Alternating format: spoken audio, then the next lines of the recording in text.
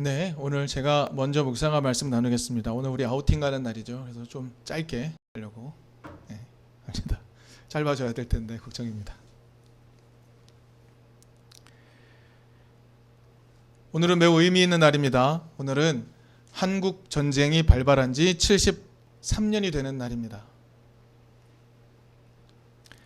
한국 전쟁은 1950년 6월 25일부터 1953년 7월 27일까지 만 3년의 시간 동안 이 한반도에서 벌어졌습니다.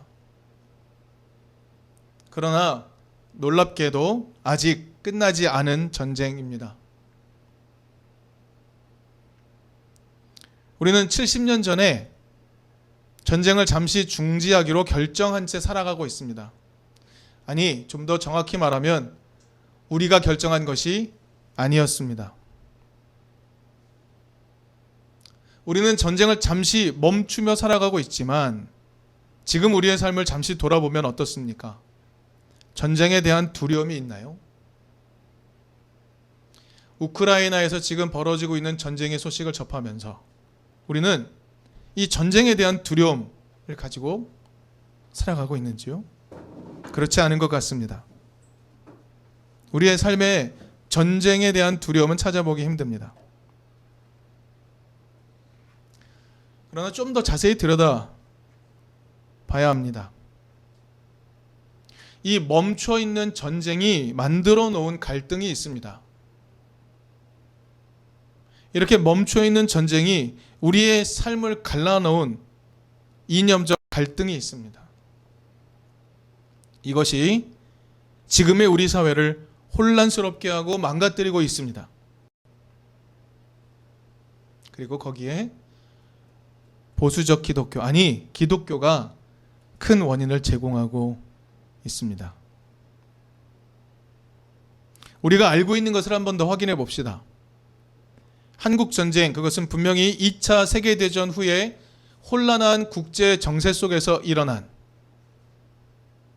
그리고 강대국 하수인 역할을 했던 남북의 권력자들에 의해 일어난 국제 대리전입니다.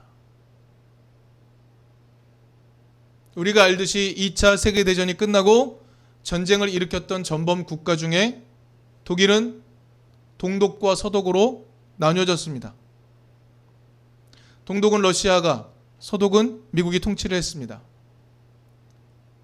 그러나 마찬가지 전범국이었던 일본은 어떻습니까? 일본은 미국의 필요에 의해서 보존되었습니다. 대신 한반도가 반으로 나뉘게 되었습니다. 세계 제2차 대전의 상처가 이 한반도에 남게 된 것입니다. 그리고 그렇게 한반도가 남과 북으로 나뉜 후 5년 지난 다음에 발발한 전쟁이 바로 한국 전쟁입니다. 여러분, 우리는 알고 있습니다. 우리 민족은 분단을 원하지 않았습니다. 하지만 세계의 권력자들과 남북을 대표한다고 말하는 권력자들이 분단을 만들어냈습니다. 그리고 휴전이라는 명목으로 이 땅의 분단을 고착화시킨 강대국들이 있습니다. 그래서 우리는 전쟁을 멈춘 채 살아가고 있는 겁니다. 한국 전쟁이 우리 민족 가운데 남겨놓은 트라우마가 있습니다. 그것으로 인해 우리는 지금 극심한 정신적인 외상을 경험하며 살아가고 있습니다. 전쟁에 대한 두려움은 없는 것 같지만 전쟁으로 인해 만들어진 정신적 외상이 우리 모두를 갈갈이 찢어놓고 있는 겁니다. 그러나 그럼에도 불구하고 이 땅의 어리석은 지도자들은, 여러분 오늘 말씀을 나눌 때 이 지도자라는 표현을 조금 염두에 두어야 될 것 같습니다. 어리석은 지도자들은 서로의 아픔을 헤아리고 끌어안는 평화는 관심이 없습니다. 서로가 어디가 아픈지, 무엇에 절망하고 있는지, 무엇으로 고통하고 있는지는 헤아리려 하지 않습니다. 오히려 이렇게 말합니다. 힘에 의해 상대를 압도하는 평화가 필요하다고 말합니다. 힘을 가져야 상대를 압도할 수 있고 그래야 평화가 유지된다라고 거짓 주장을 하고 있습니다. 이러한 말들에 많은 교회라고 말하는 집단들이 동조하고 있습니다. 참으로 어처구니 없는 일입니다. 정치라는 것은 갈등을 해결하는 겁니다. 그런데 그런 정치는 실종이 되었고 오히려 반대 진영을 압살하는 힘을 가지는 정치에 몰두하고 있는 것, 그것을 칭송하고 그것을 정의라고 부르고 있는 것, 그것이 지금 이 시대의 모습입니다. 그래서 오늘 우리는 이사야에서 하나님의 마음을 좀 헤아려 보려고 합니다. 오늘 본문 이사야 12장은 참으로 아이러니한 본문입니다. 오늘의 말씀을 전하는 사람 이사야의 직업은 무엇입니까? 직업은 왕궁에서 일하는 선지자입니다. 이사야는 왕궁에서 일하는 공무원입니다.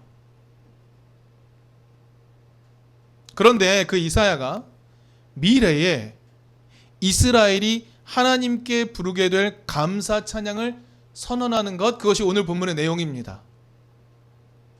미래에 이스라엘이 하나님께 부르게 될 감사 찬양. 그런데 이것이 아이러니한 이유를 이제부터 우리는 살펴보아야 합니다. 이사야는요, 왕이 어떠한 사건을 맞닥뜨려서 도대체 야훼의 뜻이 뭐냐라고 물을 때 답을 해야 하는 왕정 선지자입니다. 그래서 말씀도 잘 알아야 되고 하나님의 뜻도 잘 수납할 수 있어야만 하는 겁니다. 그리고 당대의 현실에 대한 정보를 누구보다도 많이 가지고 있어야 합니다. 이사야는 지금 당시의 시국을 누구보다 잘 알고 있는 사람 중에 하나입니다. 자, 그러면 오늘 본문이 선포되는 시점에 남유다의 국가적 상황은 어떠했는지 한번 살펴볼까요? 이사야 시대 남유다는 대혼란 그 자체였습니다.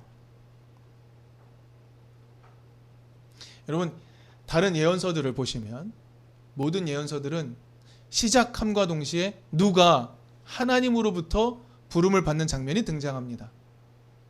하나님께서 누구를 부르셨다, 이렇게 등장을 하죠. 그러나 이사야서는 6장이 되어서야 하나님께서 이사야를 부르는 장면이 등장합니다. 오늘 본문을 보시면 6장 1절을 한번 볼까요? 6장 1절에 이렇게 말합니다. 우시야 왕이 죽던 해에 나는 높이 들린 보좌에 앉아 계시는 주님을 배웠다, 이렇게 말합니다. 이 표현이 매우 중요합니다. 이사야를 하나님이 부르신 때를 확인해 보아야 합니다. 우시야 왕이 죽던 해였습니다. 그러면 우시야 왕의 시대는 어떤 시대였는가 살펴볼 필요가 있겠습니다. 우시야 왕 시대는요, 솔로몬 이후에 가장 부강해진 시대를 열었던 왕입니다. 남유다가 솔로몬 이후에 가장 부강했던 시기가 우시야 왕의 시기였습니다. 그런데 이것도 아이러니죠. 그러나 그 부강함으로 인해서 오히려 하나님의 말씀을 듣지 않았습니다. 나라가 부강했기 때문에 하나님의 말씀을 듣지 않았습니다. 하나님의 뜻에 관심을 두지 않았습니다. 그래서 그가 죽고 나서야 하나님께서 이사야를 부르신 것입니다. 그러면 이사야가 본격적으로 활동할 시기는 어땠는지 좀 더 돌아볼까요? 주변 강대국들은요, 남유다를 압박하기 시작했습니다. 이미 북이스라엘은 아시리아에게 넘어가기 직전이었고요. 남쪽에서는 이집트가 공격해 오고요. 거대한 문명들이 지금 이스라엘을 포위하고 그들을 공격하기 일보 직전인 겁니다. 그런데 유대 땅의 지도자들은 어땠을까요? 장로들, 제사장들, 권력자들은 어땠을까요? 그들은 거짓 재판을 일삼았습니다. 자신의 욕망을 채우기에 급급했습니다. 1장부터 10장까지의 내용을 집에 돌아가셔서 찬찬히 한번 읽어보십시오. 하나님께서 지도자들을 향하여 얼마나 분노하고 계신지를 찾아낼 수 있습니다. 백성들은 어땠을까요? 백성들은 지도자들이 만들어 놓은 욕망의 세상을 더 이상 비판하지 않고, 그것을 비판하지 않고 그대로 받아들이며 살아가고 있었습니다. 세상이 만들어 놓은 가치관을 그대로 수용하며 살아가고 있습니다. 위에서부터 아래까지, 밖에서부터 안에까지 모두 하나님의 뜻과 상관없이 살아가고 있던 시대가 바로 이사야의 예언 시기라는 겁니다. 그런 시기에 그들이 평화를 얻는 방법은 무엇이라 생각했을까요? 그들은 힘을 기르는 것이 평화를 얻는 유일한 길이라고 생각했습니다. 그러나 하나님은 이사야를 통해 분명히 말씀하십니다. 너희가 말씀을 선택하면 전쟁이 그치고 평화가 올 것이다 라고 말씀하셨습니다. 너희가 하나님의 말씀, 그것을 선택하면 칼을 쳐서, 창을 쳐서 보습과 낫을 만들어가며 살아갈 거라고 알려주셨습니다. 그러나 지도자와 백성들은요, 반대로 생각합니다. 힘을 기르면 평화는 거저 얻을 수 있다고 생각하고 살아가고 있었습니다. 왜 그랬을까요? 아까 말씀드린 것처럼 하나님 뜻대로 살지 않아도 잘 살 수 있는 세상이었기 때문입니다. 하나님 뜻대로 살지 않아도 먹을 것, 마실 것, 입을 것이 넘쳐났던 시기였기 때문입니다. 바로 그러한 모습에 대한 개탄이 1장부터 10장까지 들어 있습니다. 하나님께서 이사야 선지자를 통해 계속해서 이런 말씀을 하고 계십니다. 그런 상황에 있는 이사야의 마음은 어땠을까요? 이사야의 마음은 하나님의 마음에 동조되어 있는 사람입니다. 그래서 그도 매우 개탄스러웠을 것이고 슬펐을 겁니다. 그런데 이사야는 그런 세상 속에서 하나님의 진심을 읽어내는 사람이 등장할 것을 꿈꾸고 있습니다. 다시 한번요. 그런 세상 속에서 하나님의 진심을 읽어내는 사람이 등장할 것, 그것을 꿈꾸고 있습니다. 그 땅 위에서 하나님 없이도 잘 살 수 있는 세상에서 주님을 경외하고 하나님의 뜻을 즐거움으로 삼는 이들이 등장하는 것을 꿈꿉니다. 11장 3절부터 5절까지가 그것을 말해줍니다.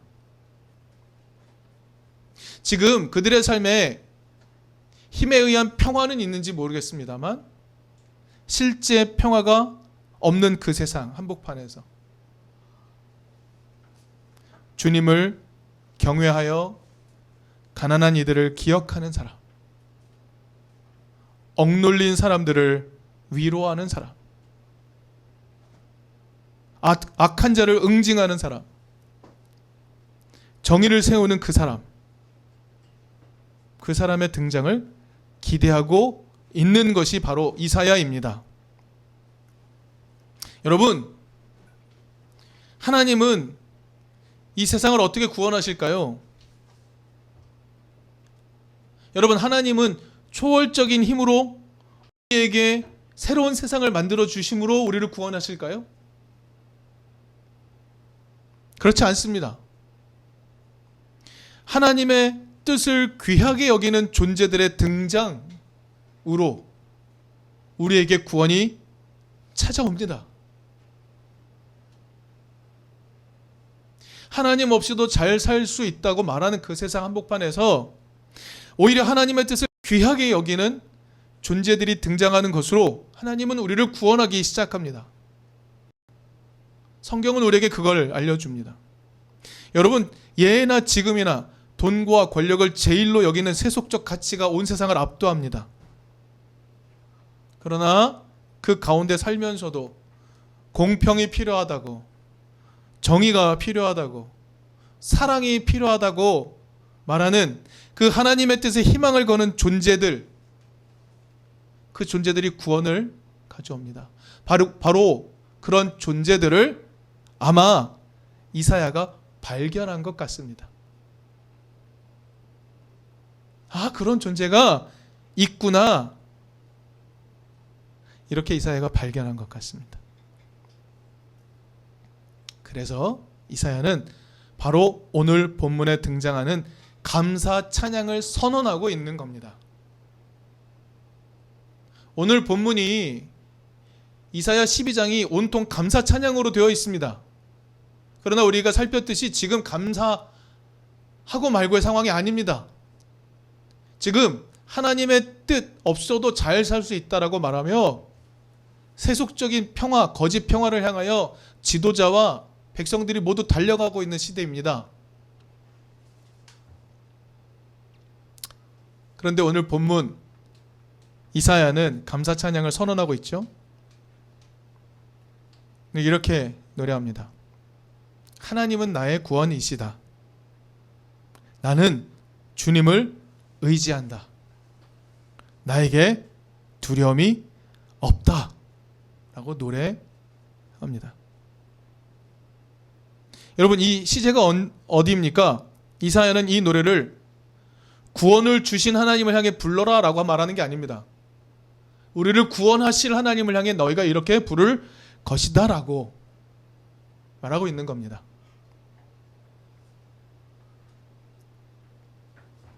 지금 세상은 거짓 평화를 말하는 세상, 전쟁이 평화를 가져온다고 말하는 세상, 욕망의 구현이 마침내 파라다이스를 가져올 거라고 말하는 세상입니다. 그리고 그 세상의 모습은 예나 지금이나 하나도 변하지 않았습니다. 하지만 하나님의 뜻에 희망을 두는 존재들이 있다는 것을 발견할 수 있다면 이 노래를 부를 수 있는 겁니다.